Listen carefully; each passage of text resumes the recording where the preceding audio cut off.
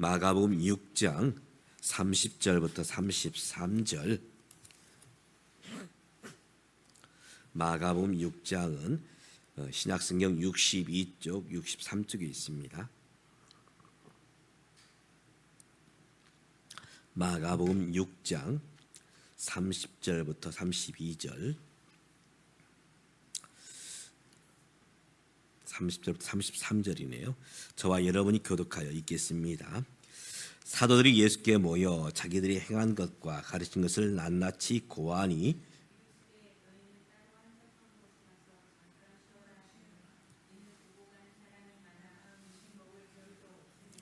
이에 배를 타고 따로 한적한 곳에 갈새 그들이 가는 것을 보고 많은 사람이 그들인 줄을 안지라.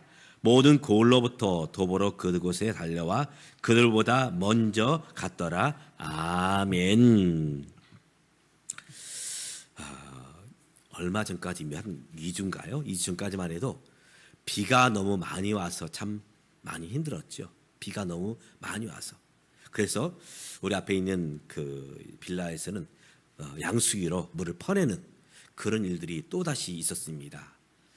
비가 많이 와서 참 몇 주간 동안 힘들었었는데 이제 장마가 그치고 나니 지금은 또 열대야로 참 밤잠 주무시지 못하는 모습들을 우리는 지나고 있습니다.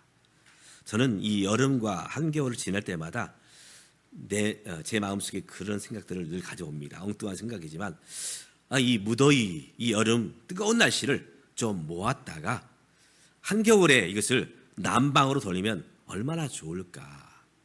또 이 한겨울에, 이 파주의 한겨울의 추위를 이제 좀 저장을 했다가 여름에 이것을 냉풍기로 에어컨으로 사용하면 얼마나 좋을까. 분명히 이것을 연구해서 이제 어떤 제품을 만들면 대박을 칠 텐데 한번 우리 박영건 성도님 한번 해보시기 바랍니다. 왜냐하면 엔지니어시니까 아마 가능하실지 모르겠어요. 그때 헌금도 많이 하십시오. 예, 웃자고 하는 얘기고요. 참 요즘 불볕더위 때문에 많이 힘들어합니다. 특별히 이제 이번 주간 또 이제 지난 주간은 대부분 직장에서 휴가로 많이 떠나게 됩니다. 이 휴가를 떠날 때에 사람들이 왜 휴가를 떠날까? 집에 에어컨이 없어서 휴가를 떠나는 걸까?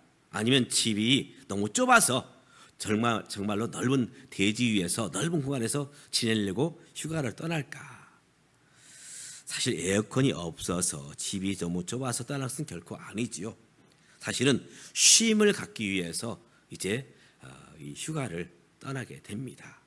그런데 우리가 휴가를 떠나보았지만 항상 즐거운 것만은 아닌 것 같아요.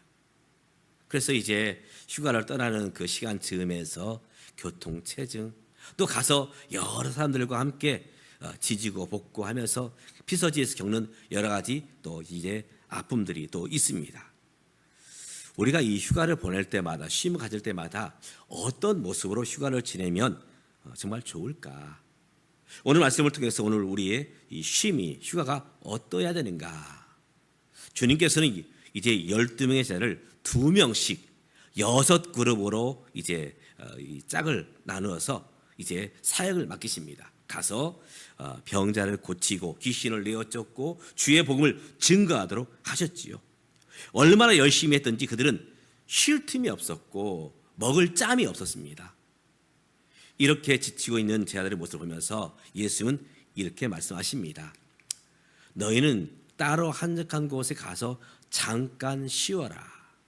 이는 오고 가는 사람이 많아 음식 먹을 겨를도 없었다. 성경은 제자들의 모습에 대해서 이렇게 말씀하고 있습니다. 휴가는 누구에게 의미가 있을까? 휴가는 누구에게 의미가 있을까요? 분명히 열심히 일한 분에게는 휴가는 참으로 쉼의 시간이요 재충전의 시간입니다. 또 군대에서 열심히 군 생활을 하고 있는 우리 젊은 아들, 딸들, 그들에게 휴가는 달콤한 그런 쉼의 시간입니다. 그런데 군대 가보지 않는 사람에게 이 군대 휴가를 그 의미를 알 길이 없죠. 또 직장 생활을 하지 않는 분들에게는 이제 직장에서 주는 그 휴가가 얼마나 달콤한지 잘 모를 것입니다. 또 열심히 공부하는 학생들에게 방학은 참으로 쉬는 시간입니다. 그러나 학교의 공부를 그렇게 열심히 하지 않는 친구에게는 이 방학은 그렇게 의미 있는 시간은 결코 아닐 것입니다. 우리 성도들에게 있어서 이 쉼의 의미는 바로 가정과 일터와 교회 안에서 주신 사명을 감당하기 위한 바로 안식의 시간이라는 것입니다. 하나님은 인생을 만드시고 이제 엿새 동안 일하시면서 인생을 만드시고 마지막 7일째 되는 날에 안식하고 쉬시면서 사람들에게 이제는 쉬어라, 안식하라 바로 말씀하셨죠. 인간은 무쇠가 아닙니다. 무쇠도 사실은 잠깐 쉬어야 그 기계를 계속 돌릴 수가 있습니다. 그렇다면 사람은 더더욱 그렇습니다. 연약한 질그릇과 같은 우리 육신, 바로 쉼을 통해서 바로 재충전의 시간을 갖게 되는 것입니다. 오늘 저와 여러분이 바로 쉼을 통해서 하나님 주시는 쉼과 안식을 누릴 수 있기를 주님의 이름으로 축복합니다. 아멘. 그렇습니다.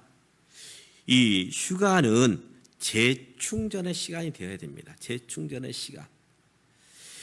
이제 방학을 내서 우리 교회 이제 도서관에서 하는 돌봄, 지금 15명 아이들이 오는데요. 15명 아이들이 오전부터 오게 됩니다. 오전부터.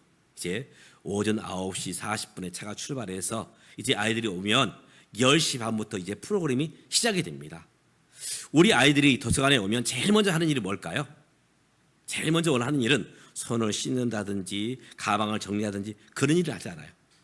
제일 먼저 오면 제일 먼저 와서 하는 행동이 있습니다. 뭘 찾을까요? 충전기를 찾아요. 왜 충전기를 찾을까요? 스마트폰을 충전하기 위해서.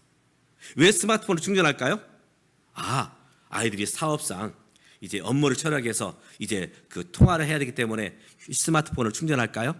아니면 스마트폰을 가지고 공부를 하기 위해서 스마트폰을 충전할까요? 그렇지 않습니다. 쉬는 시간에 뭐 하려고요? 게임하기 위해서. 게임하기 위해서 바로 충전을 합니다. 스마트폰도 잘 사용하려면 반드시 충전이 되어 있어야 됩니다. 저도 하루 일과를 마치고 잠자리에 들기 전에 반드시 스마트폰을 충전기에 연결시켜 놓고 이제 잠자리에 듭니다. 왜냐하면 방전되거나 아니면 이제 이 충전이 다 떨어지게 되면 이제 알람을 울릴 수가 없어요. 알람 소리를 듣기 위해서 충전을 하게 된 것입니다. 바로 우리의 쉼과 휴가는 재충전의 시간인 것입니다. 그래서 우리 주님은 오늘 말씀하실 때에 31절에서 너희는 따로 한적한 곳에 가서 쉬라 말씀하십니다. 한적한 곳. 우리가 이 휴식 시간에 우리는 지친 몸을 돌봐야 됩니다. 지친 몸. 그래서 이때에 많은 직장인들은 정말 실컷 주무십니다. 아침까지 주무셔요. 오전까지 주무십니다. 그래서 그동안 지쳐있던 몸을 돌아보게 되죠. 그리고 이왕이면 좋은 음식들을 먹고 이제 좋은 것들을 마시면서 바로 몸을 돌보는 시간을 갖습니다. 그런데 피서지 가면 어떤 것들이 이제 질병에 있느냐? 술병으로 질병이 있어요. 아마도 그분들은 그 술로서 몸을 케어하려고 하는 것 같아요. 근데 한편으로 저는 생각을 해봅니다. 저러다 더 몸이 더 망가질 텐데, 몸을 망가질 텐데 차라리 그것을 가지고 맛있는 이제 보양식을 먹는 것이 더 좋지 않겠는가 그런 생각을 해봅니다. 또 어떤 분들은 음식을 잘못 먹어서 이제 이 휴가 때 음식을 잘못 먹어서 탈이 나는 분들이 있어요. 우리 휴가는 바로 재충전한 시간인데 우리의 몸을 돌보는 시간, 또 함께 우리 영혼을 바로 충전한 시간을 가져야 되는 것입니다. 오늘 제자들은 사역으로 인해서 사실은 지쳐 있습니다. 그렇기 때문에 이제 제자들에게 한적한 곳에 가서 그들은 바로 쉼의 시간을 가졌습니다. 아마 어떤 제자는 식사를 하지 못했기 때문에 식사를 했을 것이고, 또 어떤 제자는 이제 화장실 가지 못했기 때문에 화장실 갔을 것이고, 바로 쉼의 시간들. 특별히 이 한적하다는 것은 광야를 말합니다. 그동안 사람들 사이에서 늘 귀에 따가운 소리들, 여러 가지 이제 소리들을 들으면서 살아왔습니다. 그런데 이제 이 휴가를 통해서 정말 나만의 시간, 나를 돌아보는 시간, 바로 그 시간을 갖는 것이 중요한 모습임을 우리 주님 말씀하고 있죠. 그래서 한적한 곳에 가서 쉬어라. 사람들이 많이 있는 것, 함께 이제 즐겁게 떠드는 것, 물론 그것도 어떤 쉼의 하나의 모습일 수 있지만 사실은 진정한 휴가는 바로 나 혼자 있는 시간이 필요하다는 것입니다. 바로 우리 주님은 한적한 곳에 가서 쉬라 말씀하고 있습니다. 또 두 번째로 우리 주님은 말씀하십니다. 어떻게 쉬어야 되느냐? 잠깐 쉬어라. 그래서 너희는 따로 한적한 곳에 가서 잠깐 쉬어라 말씀하십니다. 이 잠깐이라는 것은 짧은 휴식을 말하죠.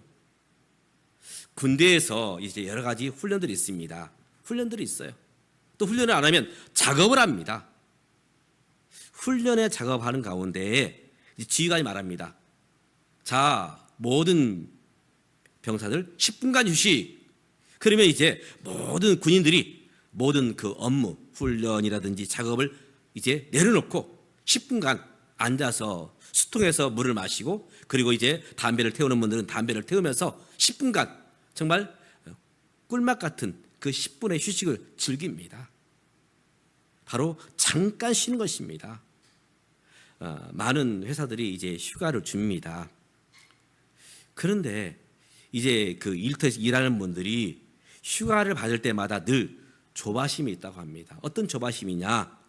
휴가를 떠난다고 할 때에 잠깐 쉬는 것이 아니라 계속해서 쉬어라. 직장에서 나가라. 그럴까 봐 휴가도 마음대로 못 쓴대요. 저희 아이도 보니까 이게 밤낮 없이 일을 해요. 휴가를 내고 싶지만 그 휴가마저 쓸 수 없다. 눈치를 봐야 된다. 그런 얘기를 하더라고요. 이 휴가는, 쉼은 바로 사실은 잠깐입니다. 영원히 쉬는 것이 아니라, 계속해서 쉬는 것이 아니라 바로 잠깐 쉬는 것입니다. 요즘 많은 전자제품들이 이제 충전에 쓰는 많은 전자제품들이 있어요. 오랫동안 충전한다고 해서 그 제품을 오래 쓸 수 있느냐? 그렇지는 않습니다. 바로 정해진 시간만큼만 충전해야 돼요. 그렇지 않으면 어떤 제품들은 오히려 방전이 되는 그런 제품도 있어요. 제가 예전에 이제 충전기를 이제 차에다가 이제 충전시키는데 이게 뜨거워지더라고요.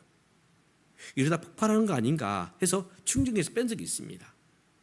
계속해서 쉬는 것은 결코 쉼의 의미는 아니라는 것입니다. 바로 우리가 육신의 그 피곤함을 위해서 잠깐 쉬는 것입니다. 또 함께 우리가 살게서도 잠깐 쉬는 것입니다. 우리 주님은 제 아들에게 잠깐 쉬라 이렇게 말씀했지, 너희가 계속해서 쉬라 말씀하고 있지 않습니다. 우리가 이제 교회에서 또 주께서 맡겨주신 일을 감당할 때에 우리가 봉사를 합니다. 또 섬깁니다. 전도를 합니다. 그런데 어떤 분들은 잠깐 쉬어요. 필요합니다. 그동안 마음도 몸도 지쳐 있어서 이 사역으로부터 잠깐 쉬는 분들이 있어요. 저도 존중합니다. 그러나 계속해서 쉬는 것은 결코 좋은 일은 아니라는 것입니다. 왜냐하면 계속 쉬다 보면 신앙의 건강성을 잃어버리기 때문에 잠깐 쉬어야지, 계속해서 쉬는 것은 바로 신앙의 건강을 해치는 것이다. 많은 분들이 이런 생각을 갖습니다. 작은 교회나 개척교회는 일이 많아서 힘들기 때문에 나는 작은 교회, 개척교회를 가지 않겠다. 나는 큰 교회에 가서 사람들 속에서 나는 그냥 숨어서 신앙생활 하겠다. 그러면 편안히 이제 신앙생활 하지 않겠는가. 그런데 큰 교회가 그렇게 만만하지 않습니다. 큰 교회는 더 많은 일들이 있어요. 이번에 우리 전도 아웃리치 왔던 이제 새 중앙교회, 제가 그 교회 친구가 이제 신대원 동기가 거기 부목사로 있는데 물어보니까 빡세더라고요. 빡세요. 적어도 3번의 전도 아웃리치를 떠나야 됩니다. 3번. 교구별로 움직이는데, 첫 번째는 이제 우리 교회 오기 전에 이제 어떤 일을 하느냐, 이제 해외로 가서 하는 전도 아웃리치. 그래서 몸으로 가서 이제 해외 선교사를 돕는 일을 하든지, 아니면 이제 그분들이 갈 때에 이제 선교 헌금을 드리면서 섬기든지, 둘 중에 하나 하게 되는데 바로 해외 전도 아웃리치. 두 번째는 바로 이제 작년과 올해에 의해서 파주 지역을 섬기죠. 우리 교회도 한 100명, 정확히 말하면 105명이 왔어요. 두 번째 이제 전도 아웃리치는 국내 작은 교회 가서 전도 아웃리치를 하는 것. 이걸로 끝나는 게 아니더라고요. 바로 이제 해외 전도 아웃리치 또 국내 작은 교회 아웃리치 끝나면 본교회 전도 대회를 하더라고요. 거기는 더 많은 사람들을 동원하고 더 많은 사역들을 감당해야 된다고 하더라고요. 그래서 가끔씩 전화를 해보면 전화 통화하기가 힘들어요. 왜냐하면 너무 사역이 많고 바빠서. 근데 목사님만 전도사만 그러냐? 그렇지 않습니다. 모든 권사님, 집사님, 장로님 할 것 없이 바로 모든 분들이 이 일에 함께 동원되고 있다는 것입니다. 바로 봉사와 섬김을 통해서 그들은 하나님께 이 쉼을 드리고 있는 것이죠. 제가 예전에 예수 전도하는 훈련 받고 있을 때에 전도 아웃리치를 이제 6일 동안 떠난 적이 있습니다. 영덕에 도착했습니다. 영덕. 어느 시골교회 갔는데 거기서 보니까 서울에서 온 7가정을 만나게 되었습니다. 7가정. 그래서 이제 남편과 아내, 아이들 데리고 이제 7가정이 그 교회에 휴가를 왔어요. 근데 재밌는 것은 이제 7가정이 뭘 하느냐? 그 마룻바닥에서 주무시면서 침당을 펴놓고 주무시면서 그 교회에서 성경학교를 하시더라고요. 그 교회만을 위해서 아니라 주위에 있는 여러 교회를 합쳐서 이제 이 7가정이 성경학교를 인도를 하더라고요. 모든 재정, 바로 이 일을 위해서 그들이 각자 헌금을 하고 음식을 싸와서 거기서 밥을 해 먹고 또 오늘 아이들에게 이제 간식과 이제 점심 식사를 제공하고 그런 이제 사역들을 보면서 성경을 보면서 이야 정말 잊을 수 없는 그 휴가를 제가 본 적이 있습니다. 주님을 위해서 드리는 저 헌신. 저는 그렇습니다.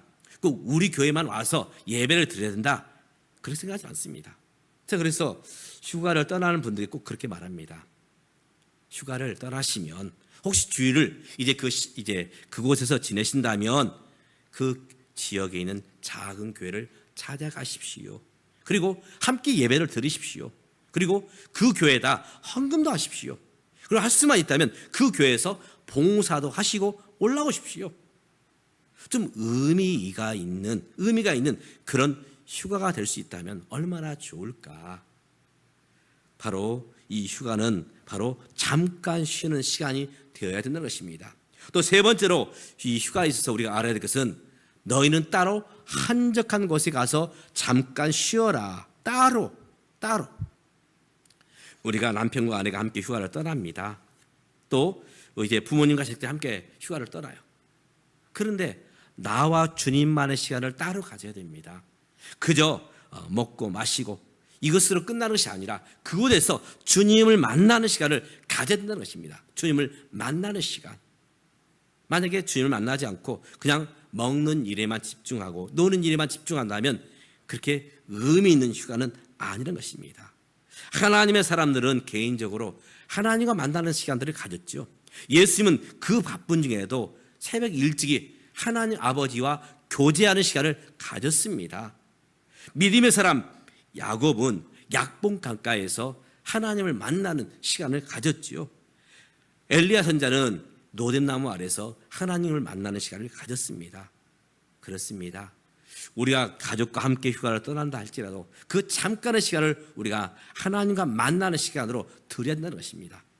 그러면서 우리의 몸이 쉬고 또 우리의 영혼이 쉴 수 있다면 바로 그 쉼은 참으로 우리에게 재충전의 시간이 될 것입니다.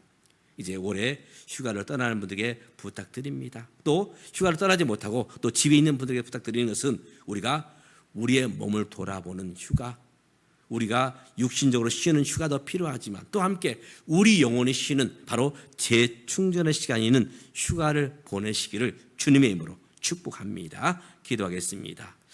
하나님 아버지, 오늘 제자들 그동안 사역으로 인해서 지쳐 있습니다. 식사할 겨를도 없이 그들은 열심히 일했습니다. 그들에게 우리 주님은 말씀하십니다. 너희는 이제 따로 한적한 곳에 가서 쉬라. 주님 우리에게 쉼을 주심을 감사드립니다. 엿새 동안 일하고 일했지에 이 주일에 주 앞에 나와 예배하며 우리 영혼이 쉼의 시간을 갖습니다. 또 우리의 몸이 쉼의 시간을 갖습니다.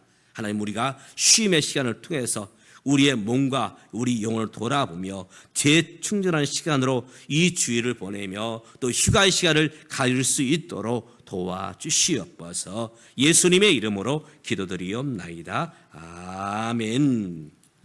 우리 찬송가 412장